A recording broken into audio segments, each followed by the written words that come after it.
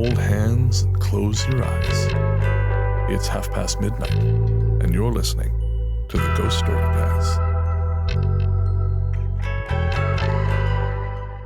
Welcome to the Ghost Story Guys. I'm Brennan Storr. I'm Paul Bestall. And this is the show where we talk about spooks, specters, and all the other things watching us from the shadows beyond the campfire. Some conversations only make sense after the sun has set, and this is most definitely one. Thanks for tuning in. This is episode number 207, and we're coming to you from that tiny mountain cabin you dream about, but can never quite reach. Paul, my friend, what's new and spooky with you? We're okay. Everything's all right. I've gotten over our defeat on Sunday to the Eagles, and it was tough.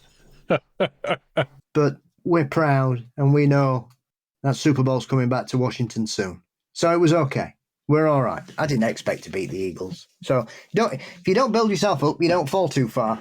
And so I've cheered myself up the rest of the week watching documentaries about serial killers and cults and interviewing a couple of people. So that's kept me busy. But other than that, it's been a pleasant week here in sunny and sweet Sheffield.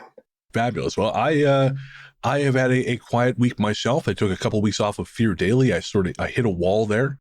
You know, turns out writing 206 stories for the total about 1,200 pages of original horror fiction, it'll take it out of a guy. So I know what a wimp, right? Snowflake. I had a text from Brandon because he's been writing some stuff while I'm off, and he said, "Man, I haven't given you enough credit." He said, "This shit is hard." He said, "I've written 7 and I'm done." I'm like, yeah. But in the interim, actually, I've been looking around and I found something kind of interesting. I've been looking into haunted stuff in and around my town where I'm living now, London, Ontario. And I had kind of an interesting little realization the other day. There is a place that I go with a fair amount of frequency. I won't say where, just because I haven't verified this yet, and I don't want to be the guy who throws an entire business under the bus. But there's a place I like to go, and I have discovered that allegedly the building is home to some fairly serious poltergeist activity. Oh. Yeah. So I haven't had a chance to verify this yet with people there. I don't really know them well enough to go and say, "Hey, so I hear this place is haunted," but I might have to do that. Or I might have to, there's some other businesses in that same building, and I might have to, I mean, one of them I think is a hairdresser, so it might be hard to, have a casual conversation in there.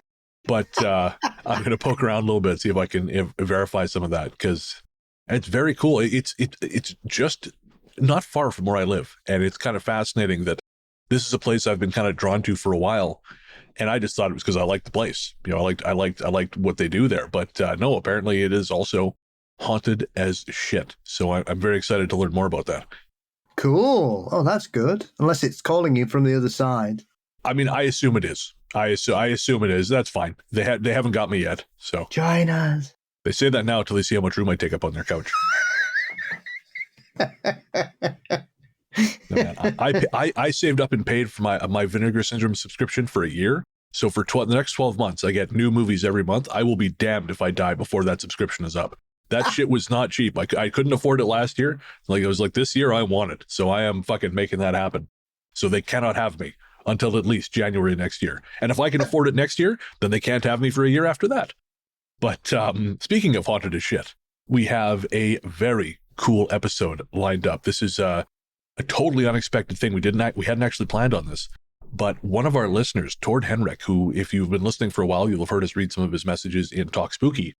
He is from Germany, and I believe he lives in Germany, and he collects Fortean cases from over there, German language accounts, some of them more moderns, many of them historical. And he has sent us a number of those cases translated from German. So on this episode, folks, we get to explore some of the hidden hauntings of Germany, which I am very, very excited about. Because you guys know I love the traditional stuff, but when you get something that's fresh, something that no one else has run and that you haven't read before, I get really into it. And there is some cool shit on this show. And plus you tapped me up to talk about one of the more infamous German cases, probably the most famous German haunting, I would suspect. Yes, I'm very much looking forward to that as well. Do you want to let the name slip now, or do you want to wait till the time comes? The Rosenheim Poltergeist. Yes, very excited about that. Yes, it's a very odd case with lots of people lying on all sides. Okay, all right. Well, before we get to liars, both Germanic and not, and some truly creepy hauntings, including some photo stuff that I have not told Paul about yet, but I'm going to inflict on him partway through the show. Fabulous. Before we get there, though, we have to thank our patrons. This one's for the patrons. Patrons, we could not do what we do without you. So thank you. Thank you, thank you. For real, guys. Every single person who downloads Ghost Story Guys, you help make us who we are. That's a real thing. But patrons, Apple Podcasts, and YouTube subscribers, you guys pay the bills. And without you, this machine does not run. So thank you again from the bottom of our terrible hearts. And while we'd like to thank every person who subscribes, we would especially like to thank the latest ones. They are Lisa Glosson, Alana Kelsey, Rich Stiles, and Charles Wood. Again, thank you so much. We cannot tell you how much we appreciate it. And if you want to get, like those fine folks have, ad-free episodes, early release, bonus conversations between me and Paul, other bonus shows as well, head to patreon.com/ghoststoryguys. That's patreon.com/ghoststoryguys. Or you can sign up to be a friend of the cabin via Apple Podcasts or YouTube. All right. We are going to take a quick break, and then we'll be back with Tord-Henrik's stories of the hidden hauntings of Germany.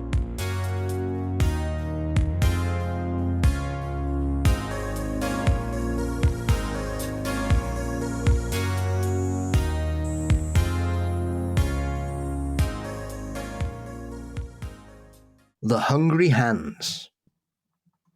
Shortly before the Battle of Hastenbeck, on the 26th of July, 1757, a significant event during the 7 Years' War, mysterious occurrences took place in the village of Holston, which is now known as Holston, which is in the district of Vennesken am Deister, which is in the Hanover region. Every midday, a voice was heard coming from the granary of a wealthy farm, calling out, "Potholstensen, Potholstensen, Hans hat Hunger," which means Hans is hungry. Believing that a vagabond had taken up residence there, the inhabitants emptied the granary. However, nobody was to be found. Since this voice continued to echo daily, the villagers turned to the local pastor, who suspected it might be the work of a ghost. At the time, ghostly phenomena were often associated with unresolved crimes, blasphemy, or tragic events such as a suicide. Since no such history was known in the village, the pastor proposed a pragmatic solution. If the spirit was indeed hungry, the villagers should place a bowl of food in the granary every midday. This, he reasoned, may appease the spirit and encourage it to move on. For a period, the maids brought a bowl of porridge to the granary every day, and in the evening, that bowl was always empty and was retrieved. However, if the maids forgot to perform the ritual, or it was forgotten or delayed, the shouting would resume. The haunting was said to have ended after the Battle of Hastenbeck, and it lasted only a few weeks. According to tradition, the spirit may have followed the French army as it marched towards Minden. No further details are known. This story is a very old one and was recorded as a regional legend in the late 19th century. It seems to stand out for its straightforwardness, lacking the elaborate embellishments often found in other tales, such as the identity of the ghost, the reasons for the haunting, or the methods of exorcism. Particularly intriguing is the feeding of the spirit, which is reminiscent of traditions that involve offerings to household spirit, or kobolds, as they're known in Germany, or pixies and boggarts here in the UK. So yeah, cool. Hungry ghosts. Yeah, and I was thinking that, that's a pretty common cultural trope. I was thinking, I'm familiar with hungry ghosts from Eastern religion. If they don't have family to leave out offerings for them, they wander hungry and cause, a discord of various kinds. Yeah. Well, Hungry Ghost Festival is August, I think, isn't it? I think so, yeah. So, and that covers most of Asia as well as China. And obviously, one of my co-workers is originally from Hong Kong, and obviously they partake. So for folks who don't know, Paul, can you describe the Hungry Ghost Festival? Well, yeah, it's a celebration, essentially. It's the time of year where the veil is thinnest in certain Asian cultures, and therefore this is the time where the spirits are amongst us, and therefore people have to have celebrations and reminiscing their lost ones and sharing meals and having parties, and also being aware that, female ghosts aren't taking away unmarried sons, and a lot of frivolity and letting off fireworks and generally banquets and feasts galore. It's an incredible spectacle, and wherever you go in that area, each region is slightly different how they have it. So it's very much an umbrella belief and festival, but each territory, such as Vietnam or Bhutan or China and Hong Kong, Malaysia, they will all have variations of it. It's all basically entrenched in the same thing, but how they've developed it is very different, and that's a very interesting aspect to it.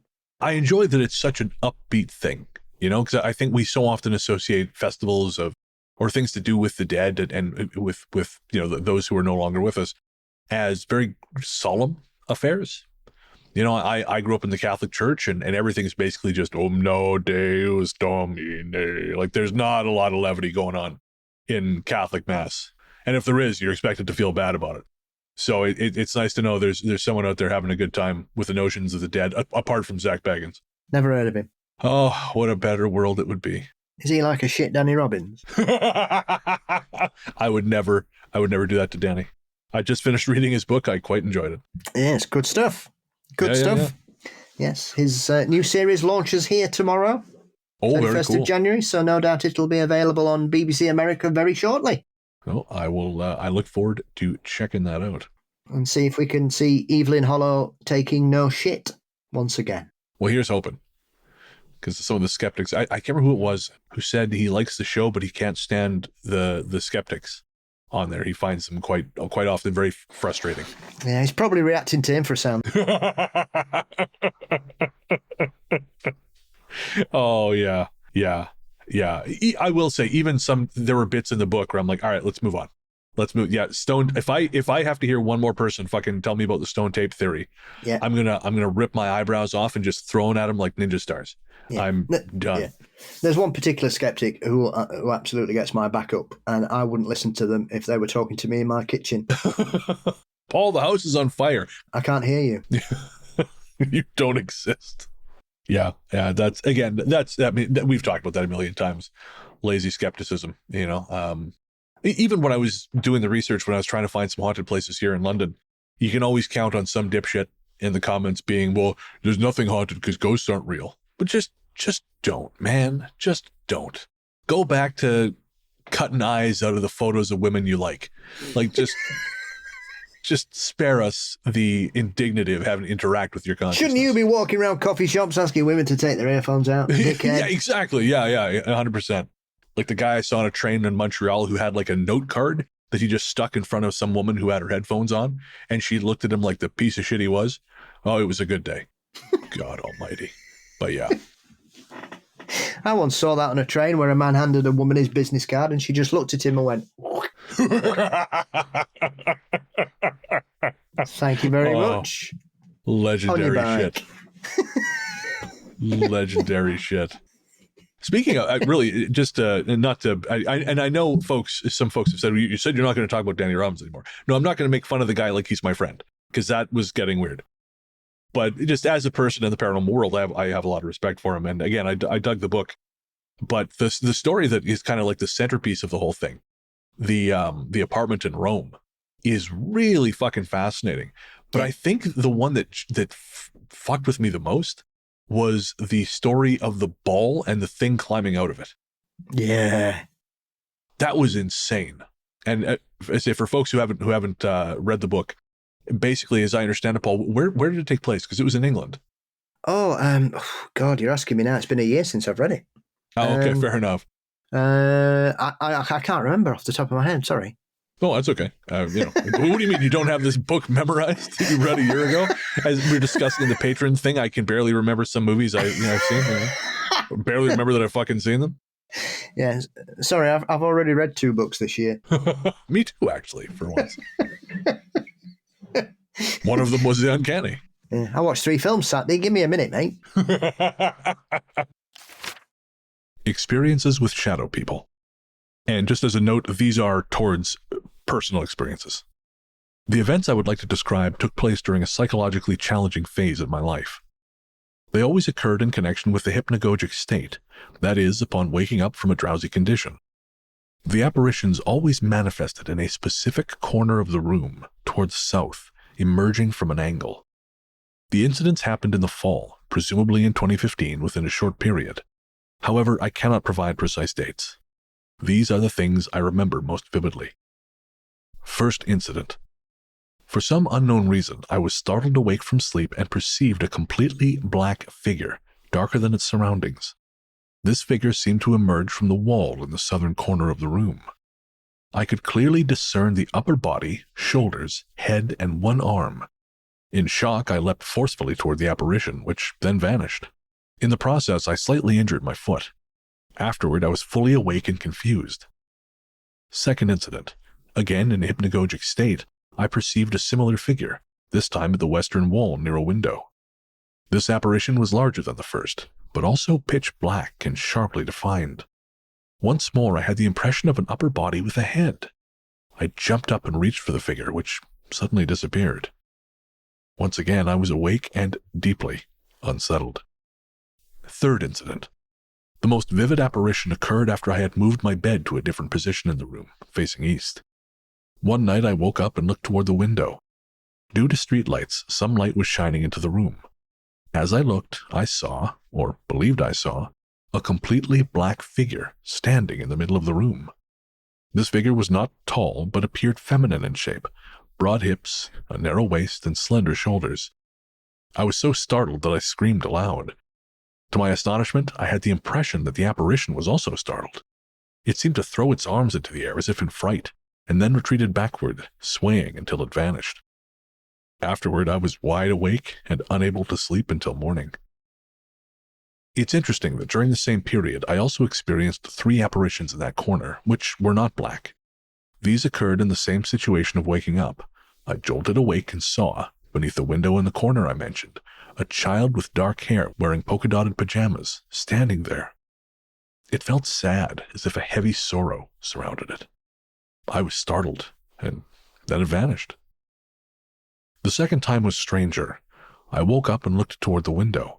I believed I saw a man who was entirely white, wearing a riding coat and whose eyes were glowing red, but not brightly. Visually, he reminded me of the kind of stern-faced, sharp features seen in photographs of Richard Wagner, though it was not Wagner himself. This time, I was more confused and scared. The third time was the strangest. The situation was again the same. I woke up and saw a white figure kneeling near the bed. As it moved, it seemed to dissolve. It somehow dissipated. I can't describe it any other way. Around this time, my grandfather passed away. The room I was living in back then had once been his study and aquarium room. He was an ichthyologist. My mother said to me back then that perhaps it was him who had come by one last time. He had spent many years working in that room and often knelt to change the water and tend to the aquariums. Dreams are really something strange. I should note that I've always wavered between paranormal and psychological theories. At least this was just a phase, and I haven't experienced anything like it again to this day. And funny enough, actually, I had a bit of a dream-related synchronicity happen recently that I've been meaning to share with you. So I had a dream when because I hurt I couldn't walk for close to a week. It was very hard for me to walk. My knee locked up. It was all part of the stress thing. And so I was spending a lot of time on the couch, kind of just gentle stretching, kind of just doing the things I needed to do. And I was having a lot of dreams. I've been having a lot of very vivid dreams the last couple months. But this one night I had a very vivid dream where I'll spare you most of the details, but I was being applauded by a bunch of people who mean a lot to me. And I don't have dreams like this very often because it's a positive thing. And hey, I don't have many of those. Dreams, at least. My life is very positive. But Nikki came up to me in the dream and said, "Happy birthday." And I said, "Well, no, it's not my birthday yet. My birthday's in March." And even in the dream, I knew that this was only January. And I said, "Well, it's not my birthday yet." And she goes, "Well, it will be in 2 weeks." And I thought, okay. And I woke up and I thought it was very strange. And again, because I'm broken inside, I assumed that if I'm having dreams of someone telling me my happy birthday, I'm going to die in 2 weeks. That's what that means. Right. And then a couple days ago, I had a message from a friend of mine, and he said to me, "Hey man, I made a thing for you." He said, I've gotten into collage recently. And he said, I wanted to make this. I've been making collages for people, and I made one for you. And he said, I was going to hang on to your birthday, but it's like, he's like, fuck it. I'm just going to give it to you now because I don't want it cluttering up my house. So anyways, brought it over, and I realized that the collage I was given, that was that should have been for my birthday, was given to me about 2 weeks after I had that dream. Just an odd little thing. I mean, it's a very grand dream. I mean, it's a beautiful present. I love it. I mean, I was very honored. It's very, very specific to me. But I was just, how odd that I would, I guess in some way know that, because I can't think of any other way to process that. You must have peered through a rip in time inside your dream. Tell you, man, it better stop doing that. I don't want to know the fucking future. No, absolutely not. That's all right. I was watching a video yesterday explaining these new Japanese theoretical physicists' idea that the universe is essentially like a pack of cards that's constantly being shuffled. And so, in their opinion, there could be a parallel universe which is either running backwards or in tangent with ourselves, because as with a pack of cards, you can shuffle them and shuffle them and shuffle them, and eventually it will repeat because there isn't a finite amount of shuffles that you can have. And whether you mean it or not, it will happen. And so if you use that theory in the universe, essentially it will begin to repeat itself, whether it means to or not. And I just went, whoa, this is a bit much for Wednesday afternoon. Oh, man, what's in this joint? What's in this space dust? Yeah, exactly. So things like that don't surprise me at all, especially when they seem to be pleasant predictions that you've built a story around, and then that portion of it comes true down the line. Yeah. Again, I'm so used to the negative stuff. It was just a nice change of pace. It's just a nice thing, and I got a lovely present out of it, which was very nice. Although your shuffling thing, that sort of is interesting, because if you think about what Tord has described there, seeing what might be his grandfather kneeling the way he always had, I mean, that would explain these stories where people talk about seeing these historical events kind of replay. Because I know, again, the skeptical explanation is always, well, the world is constantly moving, like the globe is moving through space. So, we are not in the same place physically that we were 30 years ago. So if someone was reenacting something from 30 years ago, well, they would be reenacting it out in space. But if what you're talking about, that would help sort of put a lot of those experiences in perspective. Yeah, that kind of skeptical explanation is bollocks, though, isn't it? Because if that was the case, 30 years, you'd be walking into a wall because your door had moved. If it's inside the parameters of a fixed point in space, it's irrelevant.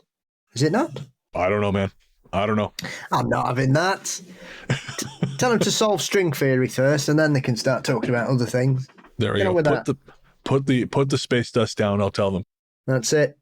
Get that sorted first. We got to get a sponsorship from those guys. We've mentioned them twice, although I don't think we've got the name right either time, so that's probably for the best. I just call it super mushroom powder. There we go. Yep. Paul is on super mushroom powder. Not even the kind I usually take. I'm not sure if it counts as part of my 5 a day. Well, if it does, you're just going to have more. Imagine how focused you'd be if you had more of it. Whew. Well, that's how medication works, right? Yeah, it certainly does for me. The more I have, the better I get. There we go. That's what I've always told myself. No one tell him. It's the only way you can keep up with Spider-Man. Oh, man. Oh, folks, Paul told the best. Look, I don't try and sell you on Patreon very much, aside from the beginning of the show and the end of the show, because I'd be stupid if I didn't. But the story Paul told on our Patreon live stream last week was so good, I collapsed.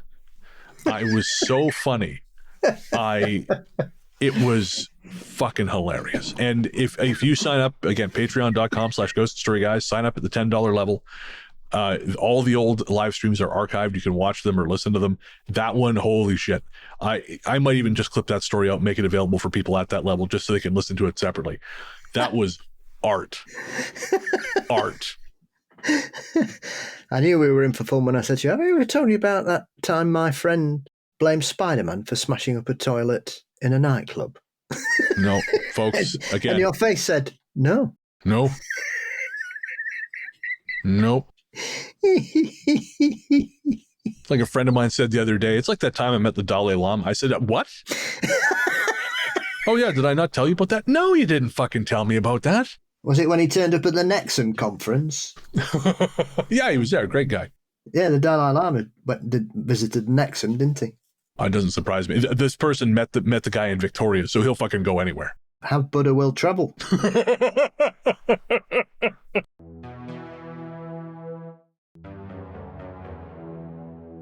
Now I want to talk about our family hauntings, and I've compiled the occurrences that my brothers and I experienced at my parents' house in Hanover below. It's important to note that this is fragmentary. This seems to be often the case in the Protestant Northern German environment. People don't seem to like to talk about such things. Stories about paranormal events are hinted at, and, as with my great-grandparents, or my parents, but not discussed further because there's a certain skepticism about it. It can't be true, and people don't talk about it because it can't be, even if it is there. The house I want to talk about, where these events took place, is a large property built in the 1920s. I know almost nothing about its history before my family moved in there into the early 1950s, except that the previous owners, a family of professors, lost their only son on the Eastern Front in World War II, I think at Stalingrad, but I'm not too sure. After that, the house witnessed many sad events and family conflicts, which I won't go into here.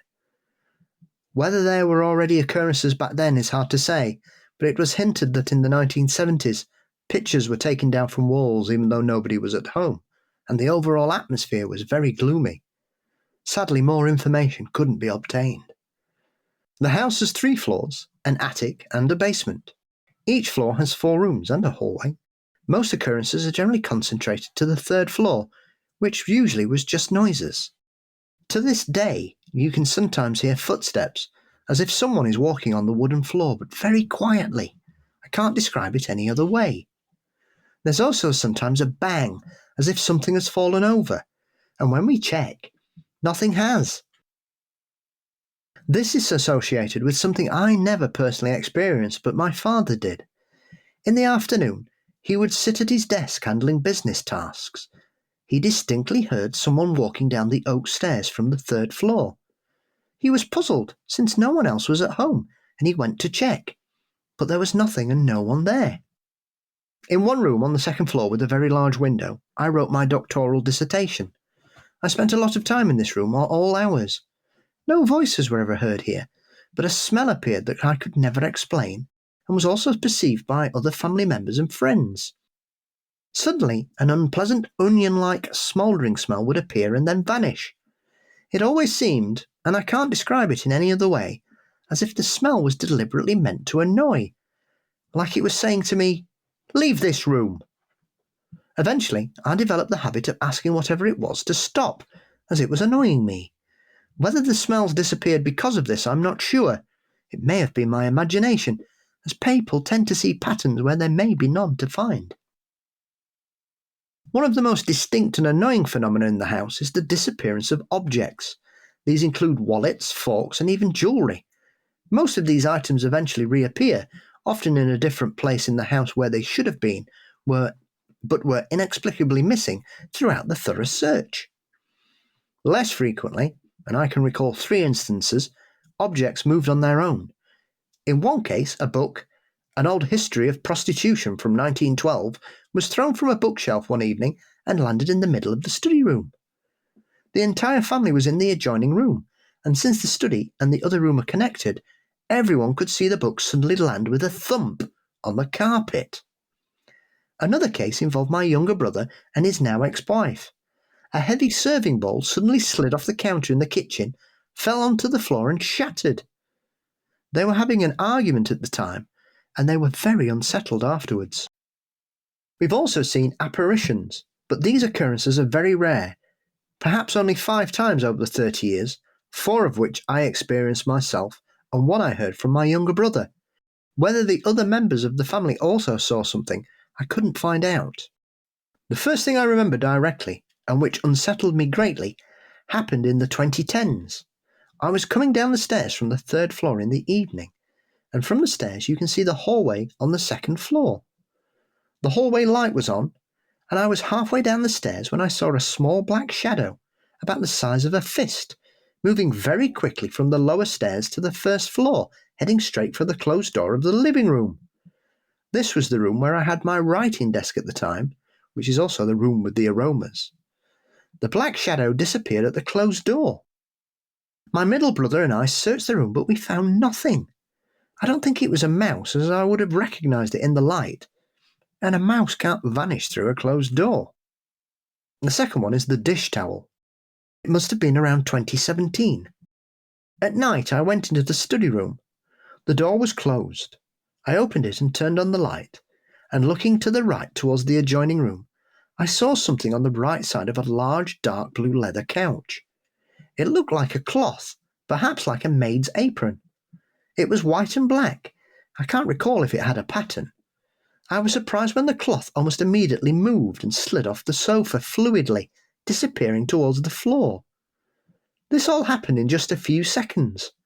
I stepped backwards out of the room, turned off the light, and closed the door. What I can add is that I had the impression that whatever it was seemed as surprised as I was. The third one is the bird, and this is one of the clearest apparitions I've seen. It happened during the last major COVID wave in 2021. After my 3rd vaccination, I wasn't feeling particularly well and was lying on a couch in the study. My view was towards the south-facing window. It was midday but very grey outside. As I lay there grumbling, I suddenly noticed movement below the window along the wall. A dark figure with light grey areas moved across the floor slightly above it for about 2 meters, and then it was gone. I can't describe it any other way. It reminded me of a bird, like a blackbird, in shape and the very fast motion. My father was in the adjoining room and I told him about it. However, since it only lasted a few seconds, he didn't see anything. It is possible that the vaccination caused me to imagine things. The mystery remains. The fourth one is the woman, and my younger brother told me about this event. At night he went to his bedroom on the 3rd floor, and his then girlfriend was asleep in the room. Moonlight partly illuminated the room through the window, and as he entered quietly to avoid waking her, he saw a white figure. He described it as a young woman with long light hair, moving through the room and disappearing into a large white-painted wardrobe that was built into the wall. He's still puzzled by it, but he now thinks it might have been an illusion caused by the moonlight. These are the incidents that have stayed mostly clear in my memory. There were other things like the appearance of a small white hand at the front door, or a troubling phase during my teenage years, which was probably depression, when I saw shadows in half-sleep, often referred to as shadow people.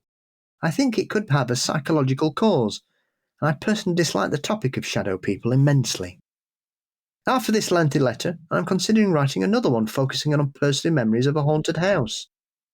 I have to call it that, in Rodney Stoke, Somerset, where I lived sometime as a child, and which also remains vivid in my memory and has been confirmed by my family. Additionally, I'd like to contribute some material to the Ghost Story Guys, and I'm considering compiling some interesting white women story from the German-speaking world to send you. Interestingly, when I was doing some research on hauntings in Germany, those came up a lot. And there are 2 things that came up most often when I was doing the side research. Was German people aren't very superstitious. That was said a number of times by a number of different people. And then it was primarily white lady stories. Like it just came up over and over and over. And funny enough, actually, I'm in the process of narrating These Haunted Times Volume 5 for Ruth Roper Wilde. And there's a white lady story there as well in a graveyard. I want to say in Iowa, something like that. But there's like a woman who's said to kneel at a gazebo and is also in white. And that's a fascinating thing because I feel like either a lot of people are dying wearing white or there's just something about the way we see them. Well, some places, I mean, the white lady is a trope, isn't it, really, in paranormal hauntings. There aren't many castles in the UK that don't seem to have a white lady. And I always get excited when it's a different shade, like green or blue or red. They're always a bit more exciting. But it's one of those things. Is it a cultural phenomenon? Is it based on certain things? Because obviously some of the European regions do have quite similar stories, which you would imagine with the amount of moving that's occurred over the last millennium in that particular part of the world between separate countries and invasions and things, that people would pick up and see things and take stories back from wherever they've been. But yeah, Germany does seem to be quite a hot pot of strange things like that. I mean, one of my favourite things in Germany is one of their mythical creatures, which is known as the beer donkey. I must know more about the beer donkey. That was my nickname in college. Or if I'd gone to college, that would have been my nickname.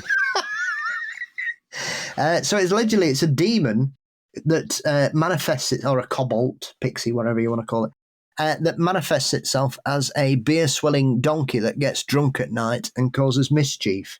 Interesting. So now what are we defining as mischief? Biting people on the bum and kicking barn doors in. This donkey sounds all right to me. Does he want to hang out? Do you have the donkey's number? I'm looking for friends. So yeah. So it does seem to be that. I mean, like you say, I think sometimes people think Germany's a very serious place. I love it, I think it's one of the best places in Europe. It's fabulous. And the Germans are great people. Very friendly, very hospitable. And in the summer, it is beautiful. It is so gorgeous. Some of the most beautiful scenery in Europe. It is a fabulous country. I recommend it highly. If nobody's ever been, go. Go, go, go. 100%. I only saw it in February, but I loved it. I saw not much. Cologne, parts of Cologne, and I never remember the name of we've done this a million times. I can never remember the name of the fucking town. Strasbourg. I saw. It's in France. Okay, well. Don't start that. What that was taken part of a war. Don't be kicking that off again, mate. They're very sensitive about that. Oh yes. Don't mention the war. Don't mention one of the many, many conflicts between the French and the Germans over the last 1,000 years. Thank you very much. It was from Buell. I went from Buell to Strasbourg. That's what it was. Yes. Yeah. Apologies, Germany, and not the French. The French don't get apologies. Don't be saying that. They'll be sending their aliens your way. Good luck getting into my building, you French bastards. Yeah, they'll just beam themselves in. Let them. I walk around naked all the time. Oh, don't say that. They'll definitely be on their way. Oh, right. Yeah, okay, never mind. Abort. They're very cheeky, those aliens. So I'm curious. You were watching a lot of cult documentaries. What new or crazy cults have you been apprised of? I ended up watching a documentary about Heaven's Gate again, just to terrify myself. Sure. Just Marshall Applewhite's staring black eyes, smiling inanely at me, talking about transcending. It's just. I can't go. I'll start having dreams about him one day. Well, I do feel like you've watched a lot of cult stuff lately, and I'm like, Paul, is there something you want to tell? Like, are you taking notes? Interesting. So they do this, and this is how we control the people. Okay, and the money. Oh, well, money's good. I like money. Like, I know you got a wedding to pay for, but I don't know if starting a cult is the way to pay for it. Well, if I wanted a cheap wedding, I'd just join the Moonies. Oh, okay. Well, no, you don't want a cheap wedding. You want a lavish wedding, which is why you start the cult. I'm just fascinated by the psychology of it, and obviously a lot of it's intermeshed with Fortean beliefs. Of course, yeah. Which tend to be masking mass fraud, sexual deviancy and assaults and murder. And I find that a very interesting concept that it just fascinates me, the whole machinations of separate cults and how you've got similar ones and yet they're quite different in it. And these little things like if it's led by a man, it will invariably turn into some kind of sex cult. 100%. Yep. And if it's run by a woman, it can usually turn into either a sex cult or a violent cult. So it's peculiar how the psychology of who's in charge and where they are and why do they all move to California? What's going on there? And these type of things. It's just fascinating. I think the one I'm most fascinated by is they're the ones up in Oregon.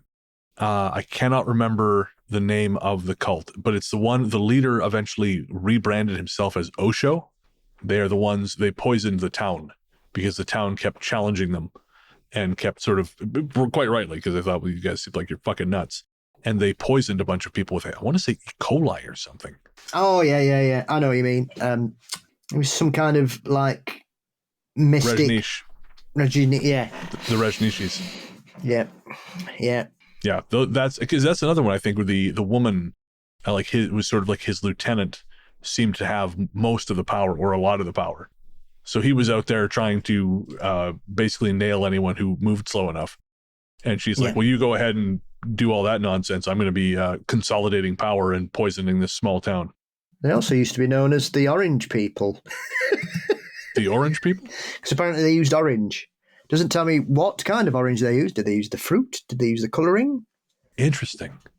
But the Orange People. But that, I suppose, takes you back sort of to some of the rituals you would see in Hinduism with the paints and powders that they often use as part of some of their rituals. So it's probably, as with anything, you take bits of traditional religion, throw in a bit of sex liberation, greys, UFOs, tattoos, and the next thing you know, you've got a sex cult.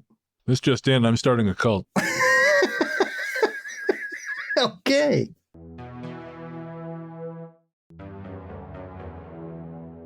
The Haunting at the Parsonage in Clever-Sulzbach. Originally recorded by Edward Moricky, published in 1841. You have, most esteemed friend, both in the Seer of Provorst and more recently in an issue of your Magicon, I don't know what any of that means, spoken of the haunting at the local parsonage, and among other things, you mentioned the way in which I, shortly after my arrival in the summer of 1834, discovered this circumstance based on my oral account. What, do you know what that means, Paul? Sorry, Magicon? Yeah. No, I'm not aware of the term at all. Okay, yeah, so I don't know if it's a translation issue or what that is there. Let's have a look. Right. Magicon, there's a German company called Magicon, and it says the company name consists of two parts, Magi, which signifies the magic of imagination, and Icon, which stands for images. So I would imagine that the term Magicon refers to the ghost as a magical image. Oh, okay. Interesting. That's my understanding of what the word Magicon means. Okay. Well, as Tord, you can correct us if we are wrong on that, but we will go with it for now. That's the straw I'm grasping at. Works for me. It's one more straw than I had. I'm just presuming that they're using that term to refer to the ghost, because I suppose it is a magical image, isn't it? Yeah. Also, I'm wondering too, an issue. I'm wondering if that was the publication it was originally published in, maybe. Well, issue in those days, they'd mean the situation, wouldn't they? If you got an issue, it was a situation, not it being published. So really, the issue of your Magicon is the knowledge of your sighting. Right. That's my interpretation, anyway. I could be talking complete crap. Well, Tord, this is on you, my friend. You found this. You let us know.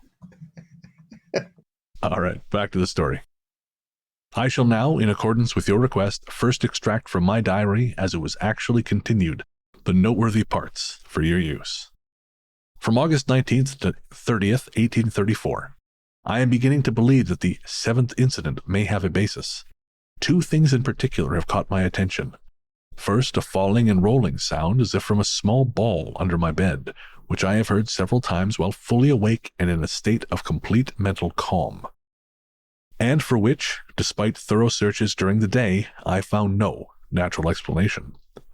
Second, once, in the middle of a harmless, trivial dream, I was suddenly awakened with a strange fear, and at the same time noticed a bright, elongated glow near the bedroom door, which disappeared after a few seconds.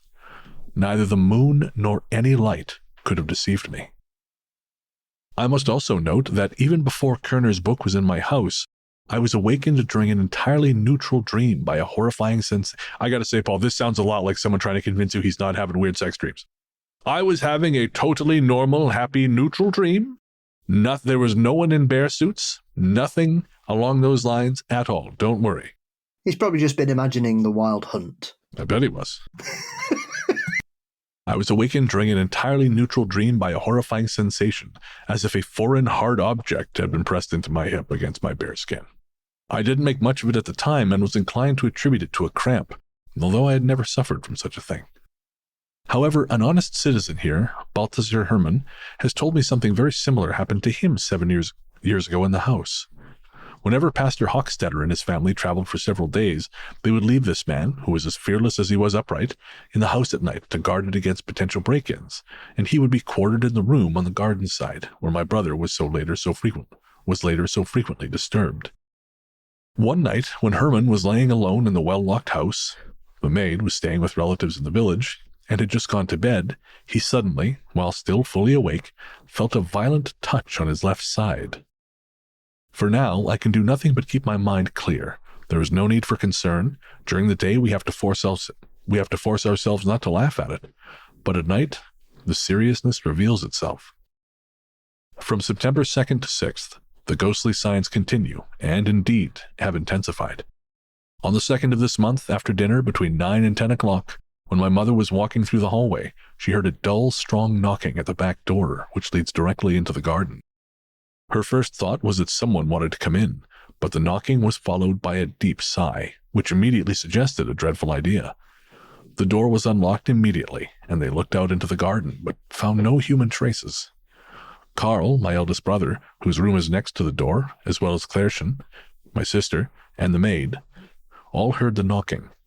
My mother, who had always been somewhat skeptical of such matters and had always tried to talk us out of them, openly confessed for the first time that she was convinced that something was not right around us. On September 4th, before 10 o'clock in the evening, when we had all gone to bed, Carl burst into my bedroom and said he had been awakened by a terrifying noise, similar to the sound of a gunshot, which had occurred inside his room. We immediately examined everything, but without the slightest result. Carl insists that he had gone to bed without any anxious thoughts and refuses to accept my natural explanations, which I attributed to the peculiar irritability of the organism during transition from wakefulness to sleep. Furthermore, the rest of us, who were still awake, had heard nothing, despite Carl's room being only a few steps away from ours. There have been other small disturbances which I find just as inexplicable, but I will mention only a few. On several occasions I heard a very distinctive tapping on my window panes with the shutters closed. A gentle yet forceful presence on the shutters from outside, accompanied by a certain whooshing in the air, while the rest of the outside air was perfectly still. I also heard several muffled thuds on the upper floor, as if someone were walking there, or as though a heavy box were being moved. On September 6th, around 9 o'clock in the evening, Carl encountered the following. He had just entered his bedroom to go to bed, had placed his light on the table, and was standing calmly when he saw a round shadow, the size of a plate, move along the white wall on the floor, as if rolling, for about 4 to 5 steps before it disappeared into the corner. The shadow, as I had carefully been shown, could not possibly have been caused by the movement of any light or the like. Furthermore, no external light could have been coming in, and even if that possibility were assumed, it would not have been able to produce that effect. On the night from Sunday to Monday, September 14th to 15th, there was an unusual silence in the house. However, on Monday evening, the disturbances began again at 9 o'clock. When Carl and I stood in the hallway without light to listen, we soon heard strange sounds and movements here and there, notably a very distinct knocking on the wall right next to us, as though it were teasing our curiosity. At 4 o'clock in the morning, while it was still completely dark and I was lying awake in bed, I heard, what seemed to be on the upper floor, 2 or 3 muffled thuds. While I continued listening and silently wished that my brother had heard it too, he came running over and told me that he had heard the same. On Tuesday, September 16th at 10 o'clock in the evening, I had just fallen asleep when Clairchen woke me with the news that while she had been sitting by our mother's bed reading to her, they had both been suddenly interrupted by a dull, strong thud coming from the upper floor. That same night, Carl experienced the following, which I will present in his own words. He wrote down the event at my request with great precision. My bedroom has 2 windows, each with 2 thick wooden shutters with no other openings except those caused by cracks, etc., due to age, but they are insignificant. During the night from yesterday to today, 3 of these shutters were closed. Only one, the one closest to my bed, was open. Through this half-open window and its semi-transparent curtain, the full moon shone brightly into the room, creating an illuminated, elongated rectangle on the wall to the right of my bed, as is natural. It was about 3:30 in the morning when I woke up. Now, in addition to that rectangle, I noticed, on another side, nearly opposite to me, at the very top where the wall and ceiling meet, a bright round glow, approximately 1/4 foot in diameter. It seemed to be light, like moonlight. I initially thought it was moonlight, although it struck me as somewhat strange to see a glow so high up and so isolated. I then looked out the open shutter and convinced myself that this glow was neither from the moon nor from any candlelight nearby. I lay down again and thought about the extraordinary phenomenon. But while I was staring at it intently, it quickly vanished before my eyes. This struck me even more, and I continued to light a lamp. But before I did, the following happened. Shortly after the noise stopped and the previous silence returned, the same round glow appeared at the same spot again, stayed for a while, and then disappeared before my eyes. During this time, the shutter, the curtain, and the natural moonlight on the wall remained unchanged.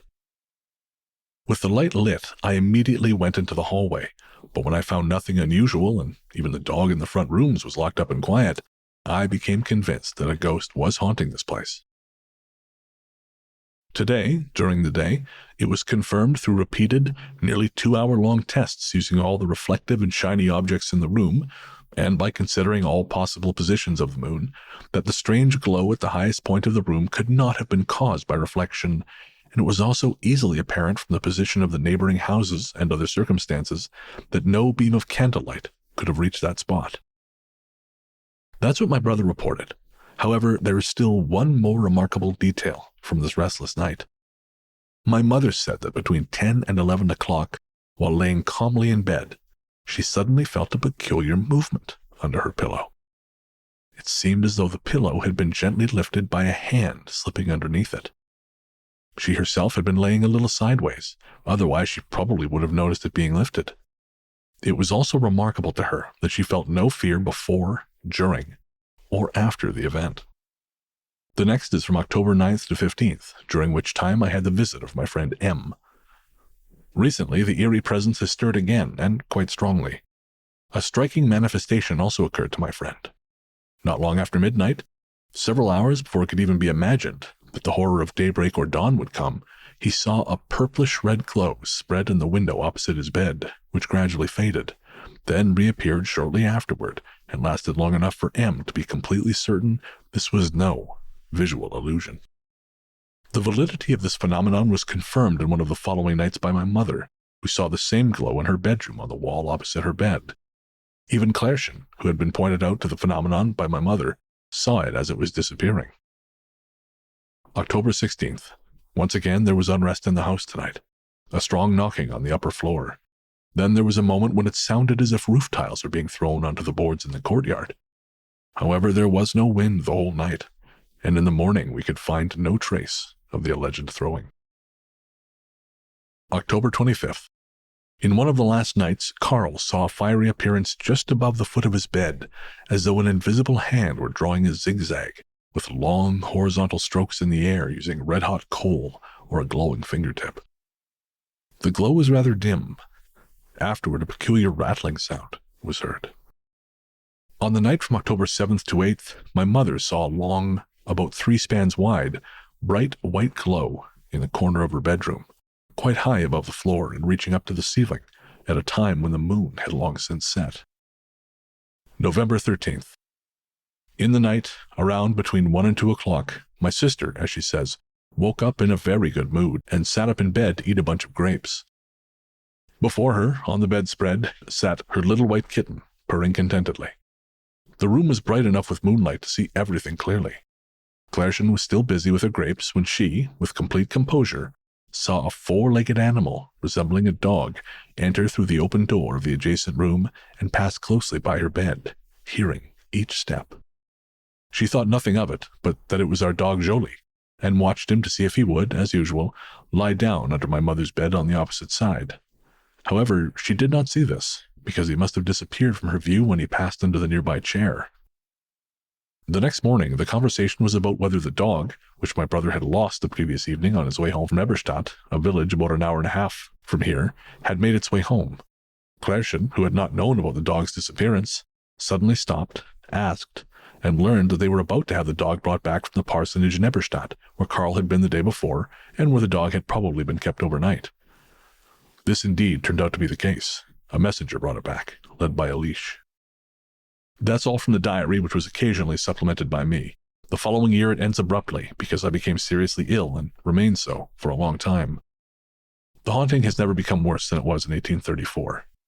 It is noteworthy that it usually increases in the fall and winter, while in the spring and summer months it may even completely cease. The time around 4 a.m. has, according to my observations, been particularly ghostly. Very often the nocturnal disturbances also end at this time, with noticeable intensity. A recent experience, with which my current assistant Mr. Sattler had in the previously mentioned room on the garden side, will be recounted here in his own words.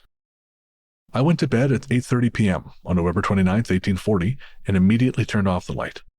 I sat upright in bed for about half an hour, occupied with a subject of the utmost importance to me, which consumed my full attention and left no room for any other sensations. Neither during the day nor especially while in bed had I the slightest thought of ghosts.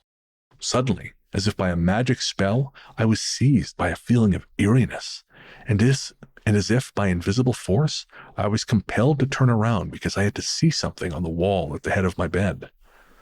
I looked back and saw on the wall, which was solid stone and plastered, at the same height as my head, two small flames, roughly the size of a medium-sized hand, but not quite as wide and tapering at the top.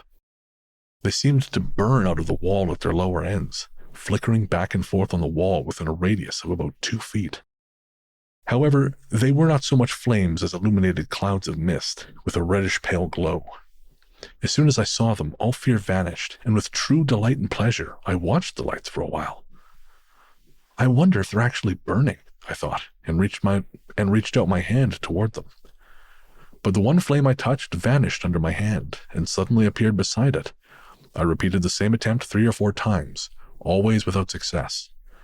Each time I touched the flame, it did not gradually extinguish, but vanished in its full shape and reappeared beside it. The two flames occasionally merged into each other, forming a larger flame, but then quickly separated again. I observed the flames for 4 to 5 minutes, noticing no decrease in their light, though I did see small bends and changes in their shape. I got up, dressed, went out into the room, where I still saw the lights at the door, and asked the pastor, who was the only one still awake in the front room, to come over and witness the apparition with me. However, by the time we arrived, it had disappeared, and although we kept a watchful eye for another half hour, nothing appeared. I then lit a lamp, but with it I could find no trace on the wall, which was also completely dry, just as I had seen nothing the following morning in broad daylight. The pastor raised the question of whether a phosphoric sulfur match might have been scraped against the wall in the previous days or weeks, but I had to firmly deny it. To be thorough, we also conducted extensive experiments with matches, but the results were very different from what I had observed. As fairly common occurrences in the house, some of which are happening again now, I must briefly mention very distinct breathing and snorting sounds in some corner of the room, sometimes close to the beds of the people. A tapping and shuffling through the house, various metallic sounds, as if a not very tightly tensioned steel string were made to resonate or rattle with a sharp instrument, as if a piece of iron, such as a fire steel, were placed roughly on the stove. Further sounds as though someone were striking the table 2 or 3 times with a thin whip. Also a certain snapping in the air, then sounds as if a thin twig had broken, or better yet, as if a silk thread had snapped. I remember one evening by candlelight and in the deepest silence, I was having a conversation with one of my housemates alone in that garden room, when during a pause in our conversation, this sound was so distinctly heard between our heads that we could not help but smile at each other. For the first time, as they say here, the haunting in the parsonage became known under Pastor Lehrer, 1811 to 1818. It was most pronounced under Pastor Hochstetter, 1818 to 1825, who has told me the most remarkable things. Even later, during Pastor Reinmold's time, it was much stronger than it has been during my own. I conclude with the assurance that in all these notes, I weighed every word of mine most carefully, in order to say neither too much nor too little, and to avoid any ambiguity, especially in regards to the statements of others, concerning which I have no cause to doubt the truthfulness and judgment of the mentioned housemate. So that was an epic tale, Paul. I actually forgot how long that one was. Yes, that was very much like a German version of the Iliad. Yeah, but in one very, very haunted place. Yeah, absolutely. What wasn't happening there? Why, it's so fascinating that so much of it seemed to be specifically light-based. Like the zigging and the kind of weird ET finger in the air doing the zagging, and the flames, which seem very strange. Well, they're quite reminiscent of some of the experiences that people describe as will-o'-the-wisp. Sometimes people will say it looks like little balls of fire dancing rather than lights. Is it common to see those inside? I wouldn't be surprised if there are. I'm trying to think that it does remind me of a case where they used to see dancing flames as almost as if they were like acting like little people, and the flames would sort of dance about. And I'm trying to remember which case that was. It's one over here. It's quite an old one. But there has been, that was a poltergeist case where you'd get the flames that seemed to dance about and act like people. So they had agency. So do you have a take on or any thoughts on this story? It's one of those. I mean, it's very well reported, especially for the time. There's a lot of data, isn't there? And I think this is the thing that you get in some of these old reports, that whoever's decided that they're going to catalogue it is very methodical. They always know what time it is. They always remember the dates. They know who's there. They give you the facts. They don't sort of dress it up and go, and then Barbara felt really chilly, and we Yes. weren't sure if it was the chicken soup she had for lunch, and she retired to bed, and she was wearing her favourite garments and all that fluff. It's just basically, right, we saw this, we all thought it was a bit odd, and it was 4 p.m. I think that's also a very German way to tell ghost stories. Yeah, well, why not? Stick to the facts. Maximum efficiency. But it's meticulously catalogued, and I think that's an excellent example of a 19th century haunting. 100%, yeah. And I think it's interesting that they felt it was stronger during the occupancies of the previous parsonages, or the previous parsons. Yeah, and seasonal. And seasonal. I mean, we've talked before about how a lot of these things seem to kind of ramp up in the winter months. And, you know, whether that's related to atmospheric conditions or whether that has more to do just with the fact that you tend to notice things more because you're stuck inside. Yeah, I think so. I think it is one of those things that winter months especially in the past, sort of the 18th, 19th century, winter, most people would usually batten down the hatches and only go out if absolutely necessary, which is why you would have such celebrations for Solstice and Christmas and Twelfth Night and the like, because it was a way of bringing people together and celebrate safely against the elements, as well as, obviously, in those days, you would have wild animals wandering around left, right, and centre as well. It's funny. I sometimes become so, and I'm sure I'm not the only one, but kind of caught up in what I consider to be modern society, that when reading this story and listening or hearing the narrator describe, you know, oh, it's my room, my brother's room.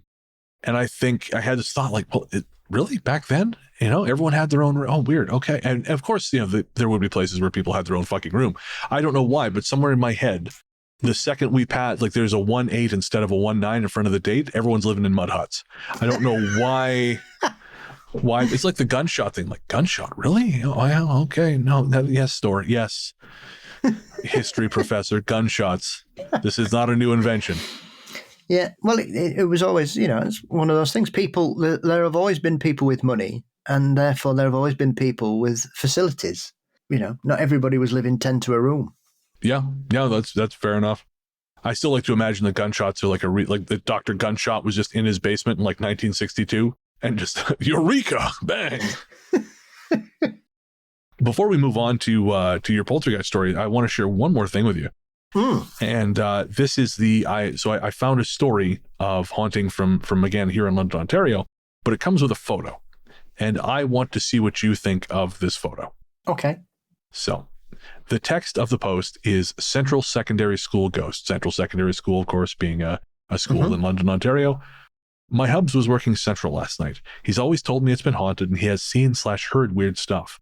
But with the school being closed since COVID, things have been a little stranger recently.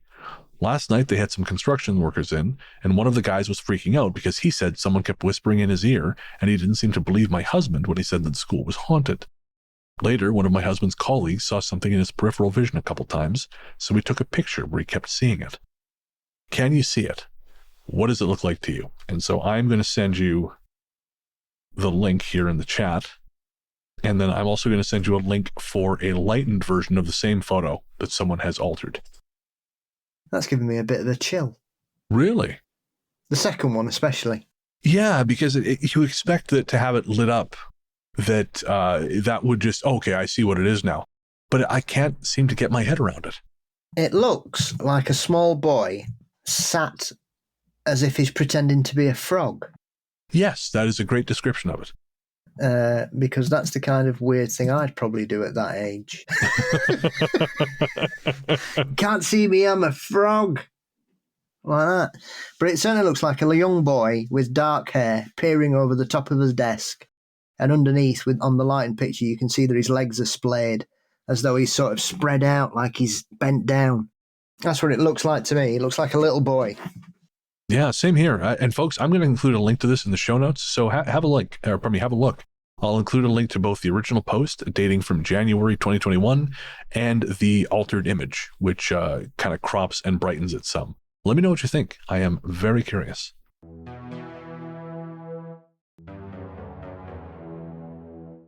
All right. And for our very last segment, we have my favorite thing in the whole world. We have Story Time with Paul Bestel. The floor is yours, my beautiful bald friend.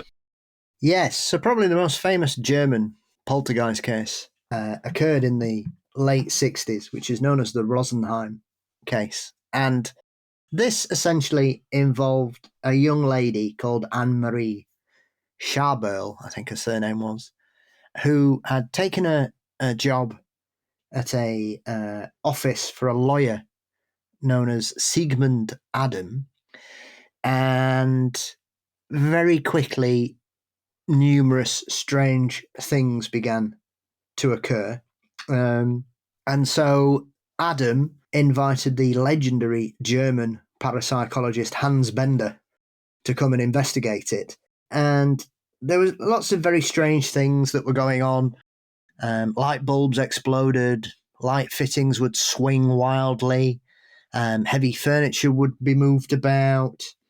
I think the photocopier kept leaking like it was bleeding. Okay. One of the weirdest things was that there were hundreds and hundreds and hundreds of telephone calls made from the office. This was investigated by the local electric company and the local telephone company, who both recorded massive electronic surges that would seemingly occur at the same time that the telephone came. A frame picture was seen to be rotating slightly on occasion. And essentially, things got so bad that they had to sack her. Now, this then became, front page news in Germany and was reported further afield, obviously UK, and things like the Psychic News reported on it and other such magazines at the time. However, a group of German skeptics claimed that none of it was true, and they had investigated it, though they couldn't confirm when they'd been in this guy's office for some reason, and said that they'd been in there and they found loads of strings hanging about, and the fact that Anne-Marie had lost another job because of fraud proved that she was a liar and a hoaxer. And there was no evidence to support any of the allegations and proposed evidence that Bender, Sigmund Adam, other witnesses, and Anne-Marie had all reported. And so we also have a random Austrian magician who claims he was also in the office and he found out that it was a hoax. It was just subterfuge and trick of the eye, and there was no evidence to support anything. However, the problem with all this is that they all claim that there was no footage and no evidence of anything, but there is, and quite a bit of it. And if anybody wants to check the footage, you only have to look at the episode of Arthur C. Clarke's World of Strange Powers, which was broadcast in 1985. And that features an episode called Things That Go Bump in the Night, which features 2 or 3 of my favourite poltergeist cases, including the stone-throwing poltergeist of a street in Birmingham, which is balmy and is quite amusing because the police are really pissed off that they can't solve it. And that involved like really large pebbles, like as big as your fist, being thrown at every house on the street, like smashing windows, smashing garages. One woman, I think it cost her £3,000 to have all the windows in her house replaced. Holy shit. People put wire up. Nobody got injured or hurt, despite all these windows going through. And the skeptical explanation is it was someone with a catapult, right? They had police hiding in garden sheds and in alleyways and everything. They never found anybody. They never found any evidence or anything. There was never any fingerprints on this. The pebbles had all been washed as well. They were all clean because they'd been taken out of gardens. Oh. And they were like they'd been scrubbed. They were absolutely perfect. There wasn't a drop of mud on any of them, any dirt or anything. And it was one of them. But also it includes the footage taken in the Rosenheim office of the light fittings just going woof, woof, woof, woof. There's no string on that. There's nobody near it. Interesting. Nobody near it. And the other aspect of this is that it involves interviews with Anne-Marie, Sigmund Adam, and his other associate, and they completely validate everything that she says and is reported. Now, at no point did anybody who witnessed or was involved in the case, I mean, Bender never even published a book on it. He wrote about it, talked about it, but he never published a book. Nobody benefited financially. And as we've said earlier on, the German perception of the paranormal seems to be something you don't wish to talk about. Now, this Rosenheim is a town in southern Bavaria, which is probably most famous for Munich being the capital of that region. And so for people to kind of say, oh, well, it was a hoax and we saw this, nobody who claimed that they could prove it was a hoax has provided any evidence to say why they can prove it's a hoax. If you go into a haunted house, right, and you see strings on lights and things, why didn't they take any pictures? The classic skeptic argument turned back around. Well, it is. Surely, if you're telling me that you've seen this, well, where's your proof? You have no proof. Therefore, your dismissal of this case is as flimsy as the people saying there's something strange going on. However, they've got footage of it happening.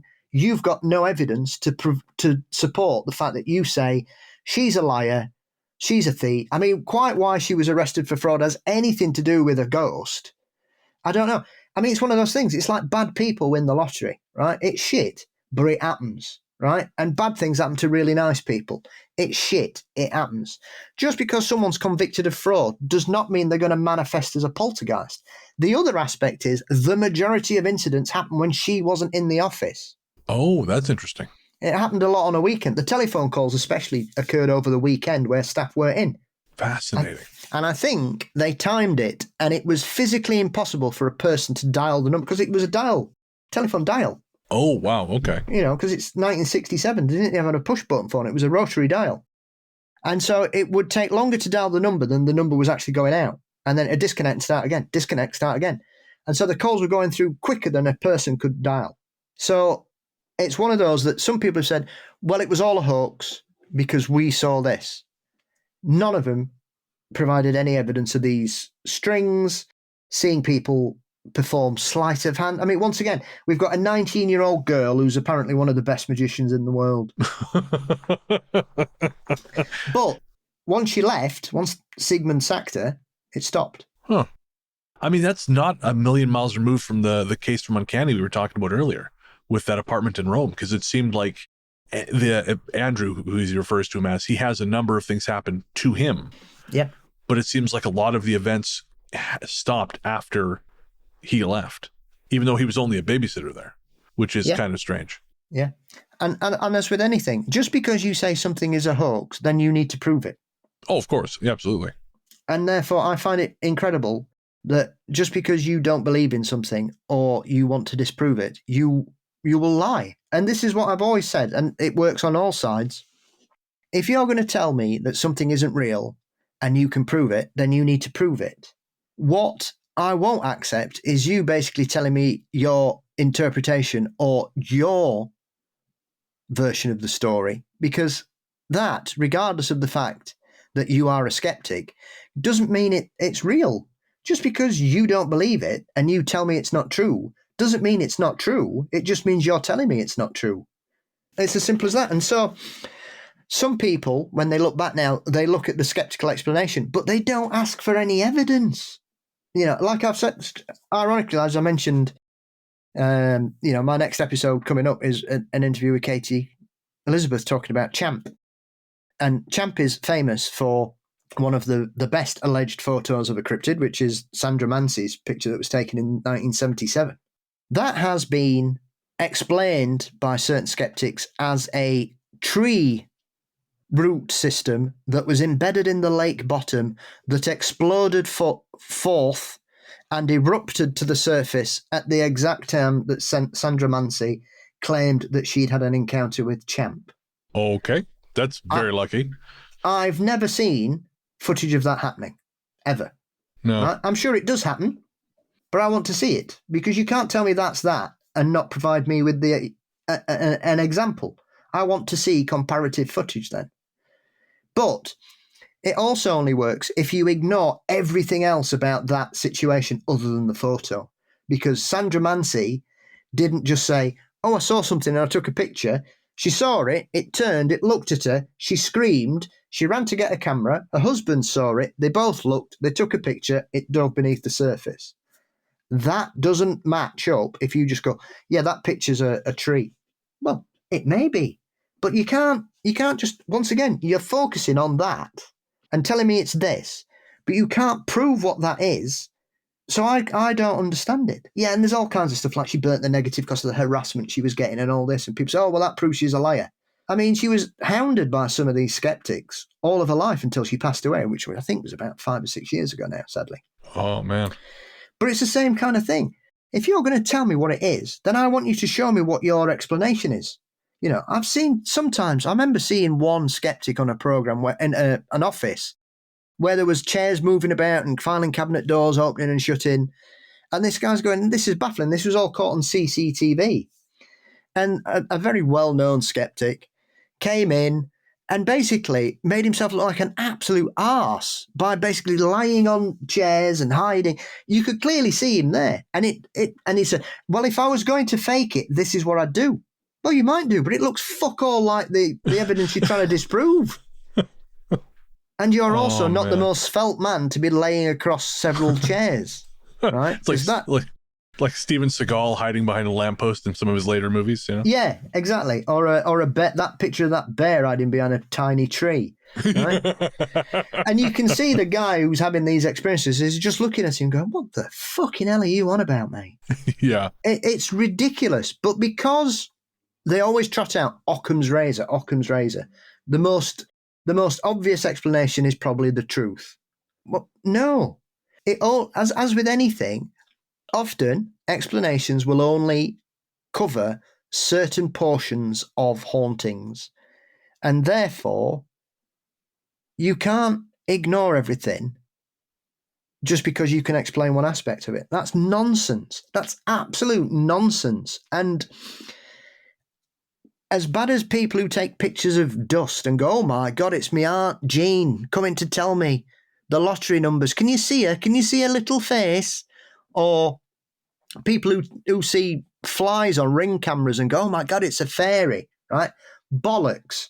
That's as bad as somebody saying, well, that's a tree root that's exploded from the bottom of the lake. It becomes a dogmatic cult. And they're both sides of the same coin for me. You've got arch believers and arch skeptics. That's not what skepticism is. Skepticism is having the ability to analyze things and say, no, I don't think it's that. I think it might be that. Like the story we had on the last story episode, and we were on about those eyes in a bush. Oh, yeah. Why can't that be an owl? Why does it have to be a demon or a monster in the woods? That is a prime example of Occam's razor. It's at night, you see some big eyes in a bush. Why is it not a nocturnal bird?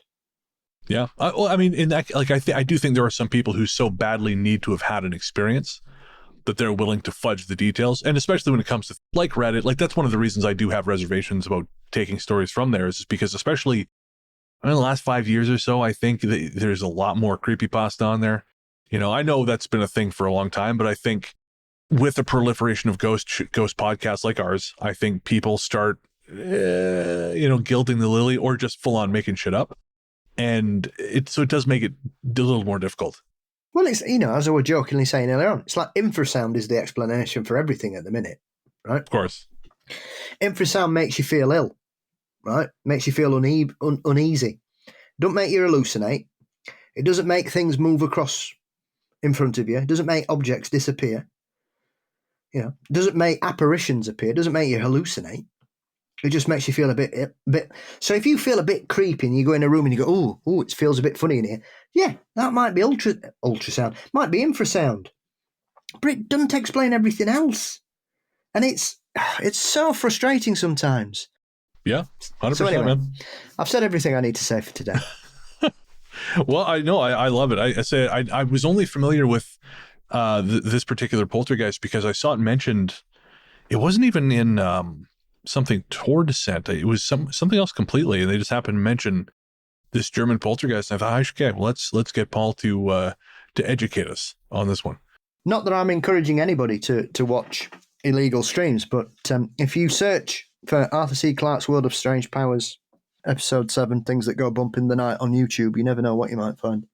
There you go. I consider that fair game. You can't stream it legally anywhere now, so it's YouTube that's the whole point of fucking YouTube. However, there is a prologue to this, or an epilogue rather. I watched them all years ago as kids, and I rewatched them about 6 or 7 years ago on YouTube because you just couldn't find it. It was never reshown in the UK for years. I don't know why, because it was a massive success. And it was made by Yorkshire Television. And so there was one of these, and we had a brilliant little independent video company here that would buy up old programs that weren't being released and package them up as DVD box sets and release them. And so I was lucky enough to get the first 2 seasons of the Arthur C. Clarke shows, which World of Strange Powers and Mysterious Universe. The third one's never been made available in the modern era at all, which is really frustrating. But when I got this particular episode that I'm talking about, the version that is on YouTube has been cut down by 10 minutes. And so the version that's actually on the DVD is a much bigger case study. There's clear evidence of people being caught hoaxing. I mean, there's a particularly naughty teenager who just keeps throwing plates at a wall and screams, going, mummy, mummy. And her mum got so fed up with it, she put a camera in her room and didn't tell her and caught her picking a plate up and smashing it against the wall. And so you've got to balance this up. But part of that particular episode, like I say, is the Rosenheim Poltergeist, and it's got interviews with everybody who was a witness to the case, and the footage is in there. Make of it what you will, but it's not pieces of string and things, because this is the other thing, that the hoax, the skeptics didn't explain the telephone calls at all. They couldn't, because it had been proven that there was electronic surges happening at the same time. They never go into that. They just said, oh yeah, it was just somebody with a bit of string pulling everything. Piss off. Well, thank you as always, my friend, and thank you to Tord for sending in those stories, and we have Absolutely. a few more Yeah, and we have a few more that Tord sent in that we don't have time for today, but we have a number of listener stories episodes coming up. So if you have stories you would like to hear us tell and then talk about on this show, shoot them to ghoststoryguys@gmail.com. Again, that's ghoststoryguys@gmail.com. You can also find us on Facebook as the Ghost Story Guys Finally Made a Group. We're on Instagram as The Ghost Story Guys, and we are on Reddit as r/Ghost Story Guys Podcast. And we've seen some activity there recently, which is very, very cool. So keep doing that, keep saying hi, and keep sending in your stories, folks, because we love reading them. All right, we're going to take a quick break and then come back with some Ghost Force shoutouts.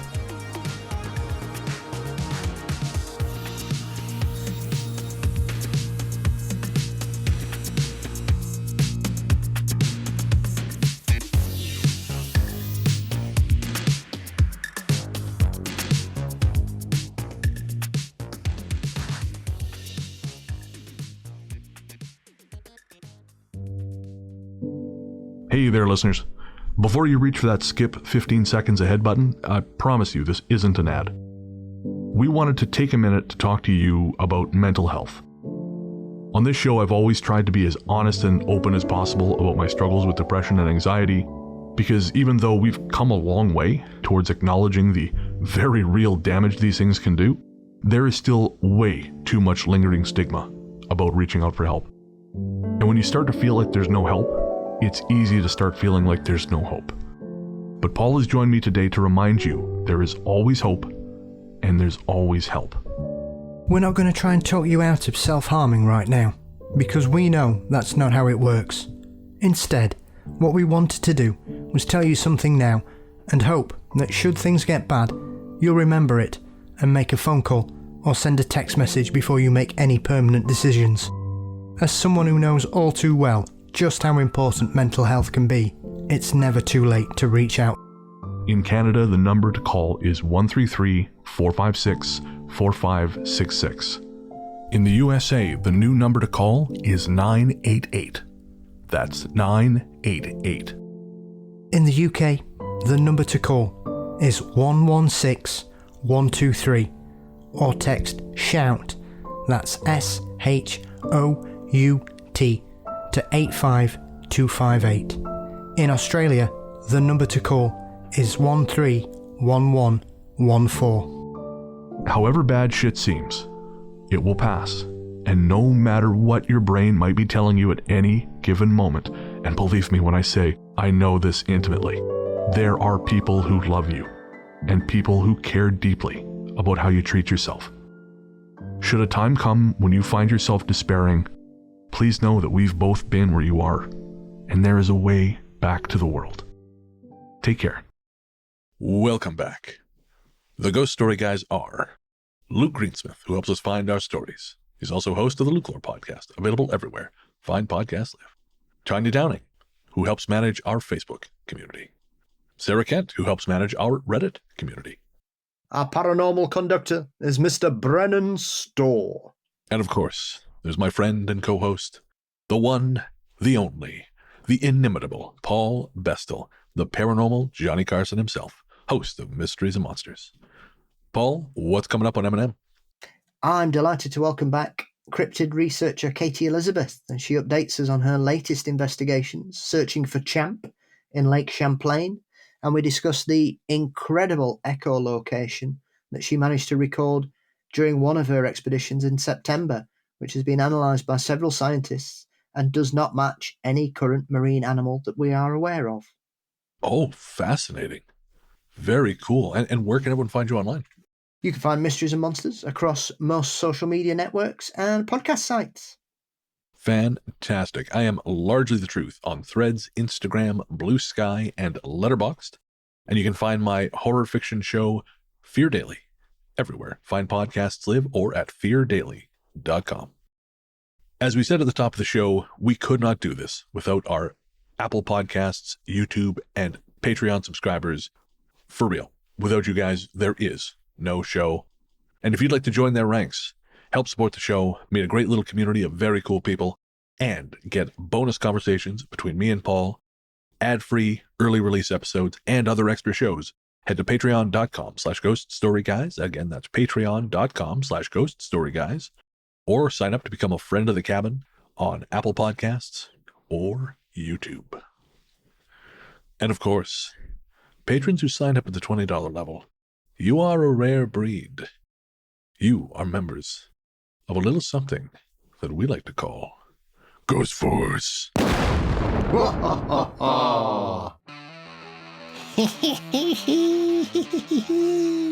Goblin power. That's right. Patrons at the $20 level and above are powered by goblins.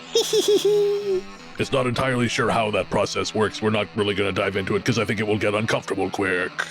It will. But if you are powered by goblins and you're part of Ghost Force, you get thanked here every second episode because you're crazy and we love you for it. Yes, we do. This time around, our goblin-powered members of Ghost Force are Ethan Saragon. Charles Wood, Crazy Mom Canada, CT, Dextrous, Louis Two Hats, Gabriel Hollandes.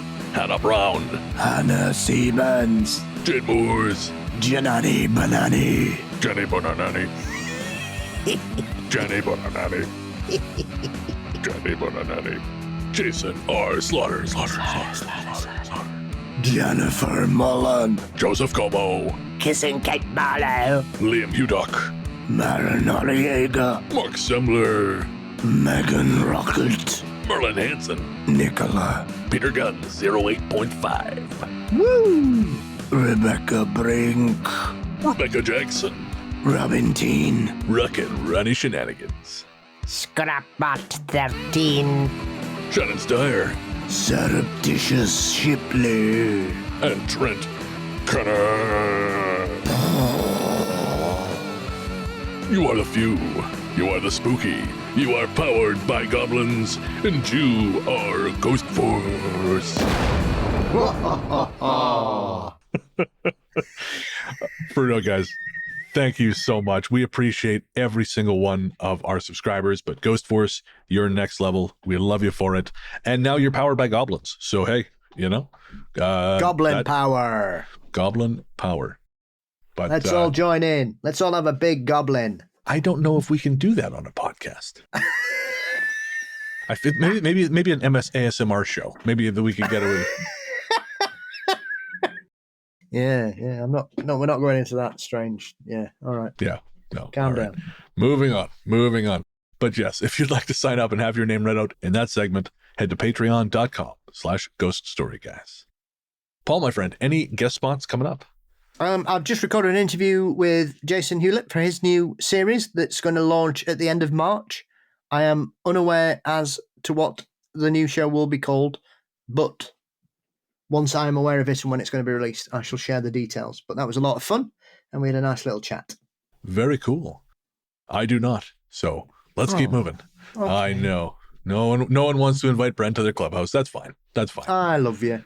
Oh, I love you too. Thank you. It's okay. It's good to share. You're my green flag friend, which will make sense to people who've heard the ads. Which kind of sounds like a Jethro Tull song. Yes. And there he goes a-wandering, the green flag man, up the hill and down to the orchard. Hey! Yeah, so look for that on the Ghost Story Guys soundtrack volume 8. I'm leaving that in the show. I don't even care. If you've written to me to tell me that you don't like our shenanigans, tough shit. We love shenanigans. Yeah, we love shenanigans. You get Paul the Whistler now. If you want to pick up some Ghost Story Guys merch, head to our website at ghoststoryguys.com. We have some very cool stickers, t-shirts, and all kinds of goodies. Again, that's ghoststoryguys.com for all your merchandise needs. Our theme song, Radio, Into the Darkness We Go, is composed and performed by Peter Kursov of Pizzanta Music. Find more from him by searching for Pizzanta Music wherever you stream your tunes. That is streaming courtesy of Night Harvest Recordings, the Ghost Story Guys house label. And I guess that's going to do it. We'll be back next week, but until then, Into the darkness we go.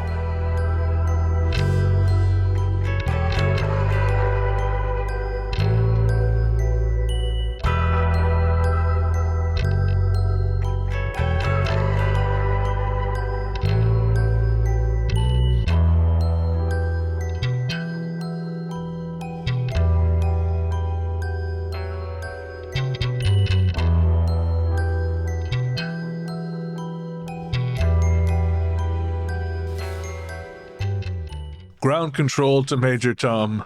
The circuit's great. Everything's going well. That's how that song goes. Your picture has frozen with your eyes closed, so you look like this. I saw that. Yeah, as long as you can hear me, that's It's lovely. It's very nice. Looks like you're doing something very happy. As I just make that my obituary picture. He was happy. Yeah, no, they don't know that's not true. I said fabulous. God damn it, fabulous. I have lost the list again. I didn't tell you we had a vetting request for a pet food brand, and they asked if we had if one of us had dogs. I'm like, one of us does, but they wanted to know what kind and how old. I was like, fuck, and it was like the middle of the night for you.